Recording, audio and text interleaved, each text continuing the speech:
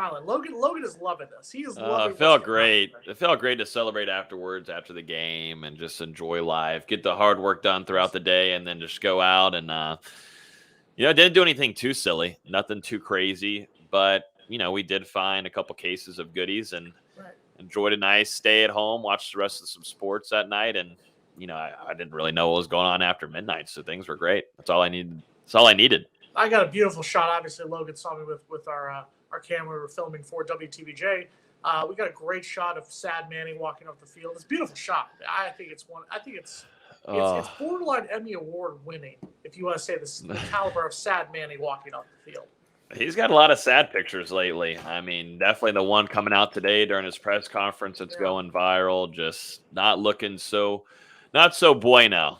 Not looking so pretty. First of all, solid use of the Espanol there, number one. Number two, I think he may need to update his LinkedIn coming up pretty soon, but we'll talk more about that over the next hour. Let's focus on the goodies of the game, Mark. Yeah. Let's focus on the goodies of the game. 4th and 14. Did Jordan Travis not deliver a beautiful ball on 4th and 14? The offensive line, perfect pocket, boom. It was like it was perfectly scripted and delivered. Parchment makes the catch. We've talked about him not delivering to his profile coming to campus, but he delivers in the clutch. Yeah, Jordan Travis was, without a doubt, the offensive MVP. You're looking at his numbers, and Logan touched on it a little bit before. He had 274 yards passing. He had just looking at my numbers here, 62 rushing yards and had 2 rushing touchdowns. And it's not just the 4th and 14. You have the first play on that drive, the 59-yard pass to Douglas. He did things over the course of the game to where he did not lose that game to Florida State. Yes, Florida State was down by 8 points, but that was not because of Jordan Travis. Jordan Travis is the reason that we won that game on offense. Jordan Travis shows that he has the composure. I think you can make an argument that there are several games so far this season that Florida State lost that if Jordan Travis had played, they probably would have won. But we're not going to live in the past. We're going to live in the current, present moment. That 4th and 14, and I'll say this to Logan, I don't know how it sounded in the press box, but being on the field for that was the loudest I have heard that stadium probably since the Notre Dame game in 2014. Because the crowd just lost their friggin' mind. And I think it's beautiful that it's a quarterback from West Palm Beach to a wide receiver from Fort Lauderdale. South Florida connection helps Florida State beat Miami. I think that's beautiful there. And you listen to them in the postgame. Both Parchment and Travis were emotional in the postgame show on the Seminole Radio Network because they were basically saying, here we are, we're a much maligned offense, and you talked about it, Mark. You're 100% correct. Parchment has not lived up to expectations since arriving in Tallahassee.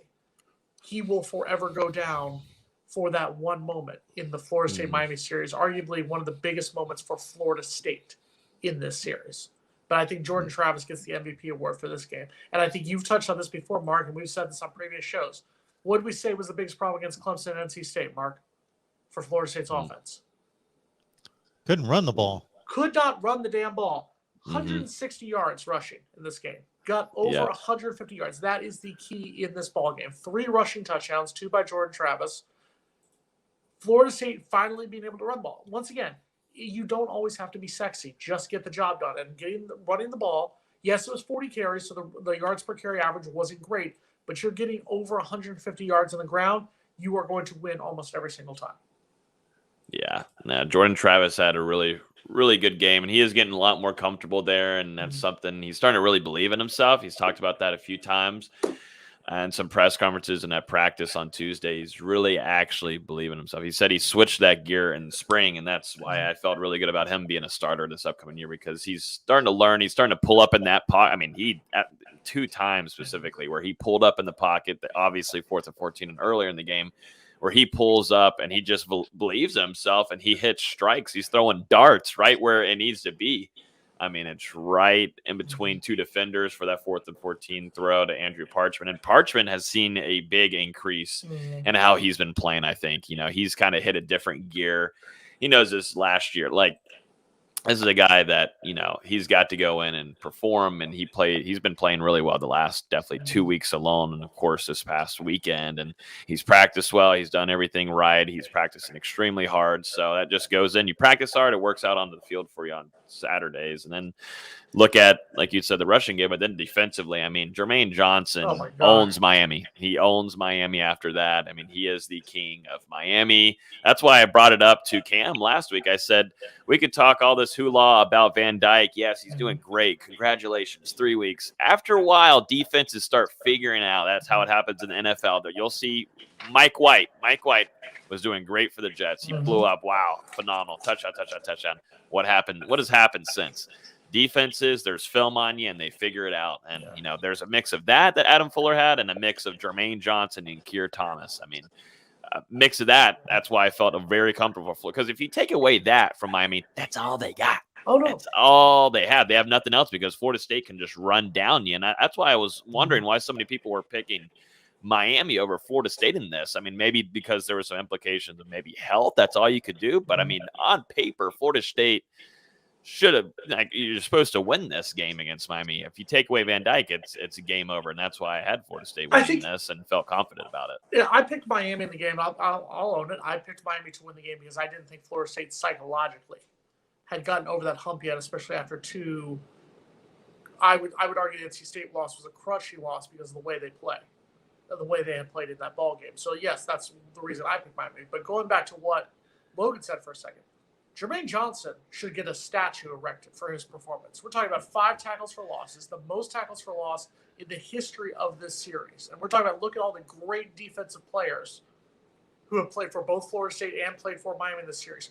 3 sacks alone in this game.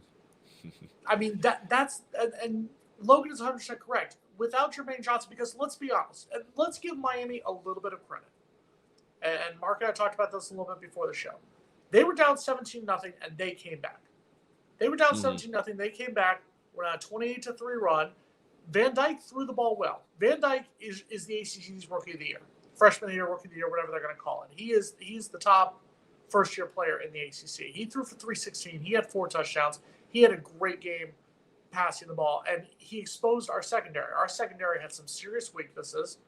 Brownlee, I'm sorry. I love you. You're a Miami guy. So shout out to the 305. But he was getting burnt on several plays right there.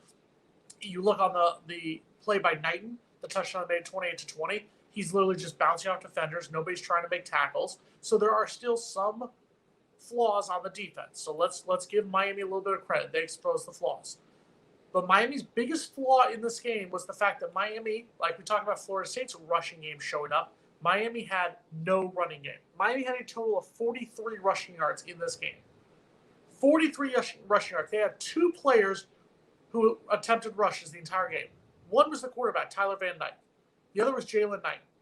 That's Miami's biggest flaw. And that's why I'm trying to figure out how Miami still has 5 wins. With all due respect to Miami, you have literally 1 running back running the ball.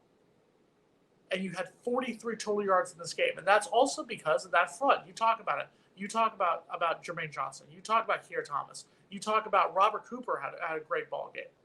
When you look at these numbers, Florida State's defense bent. I'm still not happy with what Adam Fuller's product put out there on the field. They had flaws there. Yes, trash talking, Jason, is good. Trash talking, stick around for the next half hour. This defense did not break, and that's what I like about this game. The question from here is now, can they build off it and get these 2 wins? Because remember, let's just be honest. Call me the wet blanket here, but we are still 4-6. We still have to win our final 2 games just to become bowl eligible. So there still is a mountain to climb here on this one. But I am a lot more confident after seeing what we did against Miami and seeing arguably what I would say, I mean, Florida has a good offense who we're going to see in 2 weeks in Gainesville, and a game that could be for the winner gets bowl eligible if Florida gets upset by Missouri this week.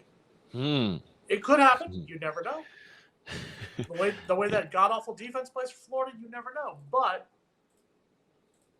I think that Miami was the best offense that we are going to see over the last 3 games of the season. I think that's crazy. Better offense than Florida's offense, and so I think if we can get past that offense, I have a lot more confidence. And that's kind of crazy thing. I think Florida's up there too. I still think that Dan Mullen is one of the smartest offensive coaches in the country. I know things aren't going well for him. He's already got like 2 feet and an elbow outside the door, ready to get out of Gainesville. But still a rivalry game. I think that's going to be a little bit closer, maybe. But going back to this game, though, Amarion Cooper, true freshman coming in. You've got two true freshmen now starting in that defensive backfield. I mean, this is Florida State.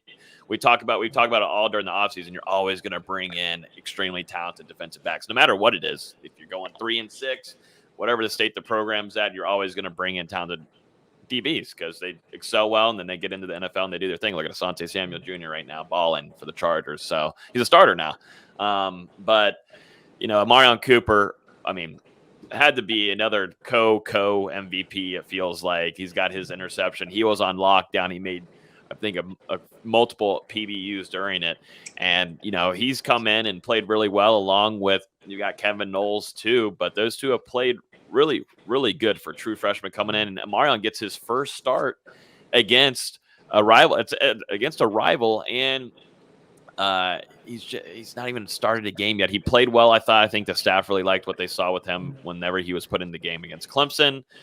Give him another week, and then boom, he gets to start over Jerrion Jones, a veteran guy who we've seen have inconsistencies all throughout the season. And that just goes to show Coach Woodson what he's doing developing there at Fuller, and how they're starting to get some of the talent that they recruited inside here and putting out onto the field, and it's working out really well. And Amarion Cooper, what a game for him. I think, he's got such a bright future. And I think the mindset is something that both him and Kevin Knowles, those are like tag team brothers right there, just hearing their interviews after practices, just seeing how tight they are. They go watch film all the time. Those are the kind of guys at Norvell, Adam Fuller, they want to recruit to Florida State. They want those nerdy guys that are in the film room. They want those guys that are hungry to start, competitive. And like that's what they want. And that's Amarion Cooper and Kevin Knowles.